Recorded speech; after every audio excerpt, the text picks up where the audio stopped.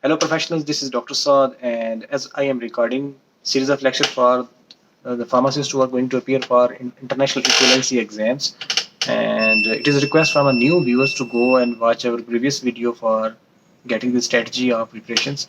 So let's move on our topic as we was discussing the ANS. So let's move on our next point, that is the location of ganglia. As you know that ganglia is a point where two nerve meets, and sympathetic ganglia lies near the spinal cord and parasympathetic ganglia lies away from the spinal cord almost near to the effector organ. Point number two is the succinylcholine. It's also known as the suxamethonium.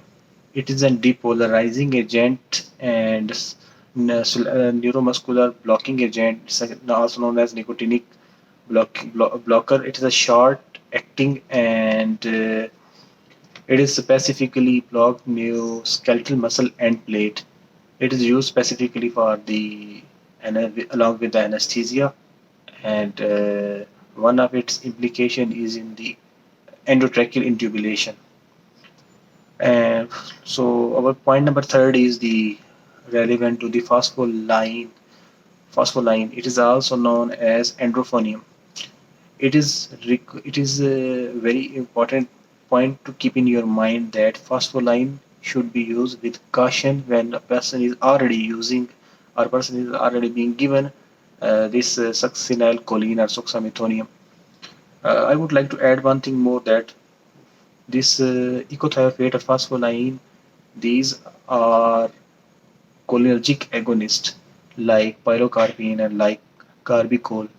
They basically acts on the M3 receptor, and it causes meiosis, constriction of pupil, and it is used for the specifically open angle glaucoma. As you know, glaucoma has two types. In glaucoma, intraocular pressure raises, which ultimately causes damage to the optic nerve, and this damage is irreversible. And mydriosis further uh, increase the intraocular pressure by further blocking the normal aquasomer's pathway of reabsorption. Actually, in glaucoma, aquasomers um, can't move from can't be properly drained as it usually drained in a normal situation from the bottom of iris. So if it is partially drained, it is known as open angle glaucoma, and our all M3 agonist, all cholinergic agonists who acts on M3 receptor of eye is being causes meiosis, and this is also known as meiotic agents, and it is specifically used in open angle glaucoma. And one thing more I would like to add here is that sometimes we need mydriosis, and in that case we use anticholinergic drugs. And some of its example is the atropine and cyclopentolate and scopolamine.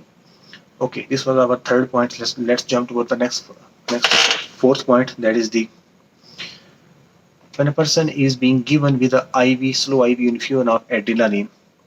This adrenaline definitely increase the cardiac output, but it doesn't increase diastolic blood pressure. Why? Basically, it is because that it also blocks beta 2 receptor, which is at the skeletal muscle, and it causes vasodilation.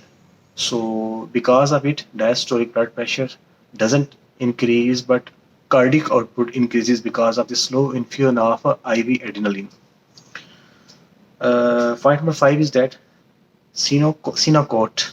Synacort is a neuromuscular stimulant, especially for the colon. It is used for the constipation, and it restores the normal rhythm uh, of, of our gastrointestinal tract, and it is used for the treatment of constipation. This was the point. Point number six: a patient who is already using Parginil, and he is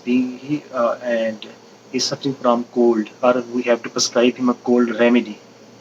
In this patient, we can't recommend phenylephrine, but antihistamine like chlorpheniramine and aspirin and acetaminophen is normal.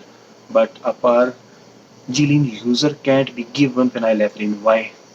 Its main reason is that Pargilin is basically a monoamine oxidase inhibitor. And how does this monoamine oxidase inhibitor work? It actually blocks the breakage of dopamine and is an epinephrine, so which ultimately increases the level of adrenergic transmission at the synaptic cleft and nerve terminal. So on, but on the similarly on the other hand, phenylephrine is also a alpha adrenergic agonist. So both will ultimately raise the level of each other and will cause energistic effect. So Pargilin user, user can't be prescribed cold remedy, phenylephrine as a cold remedy.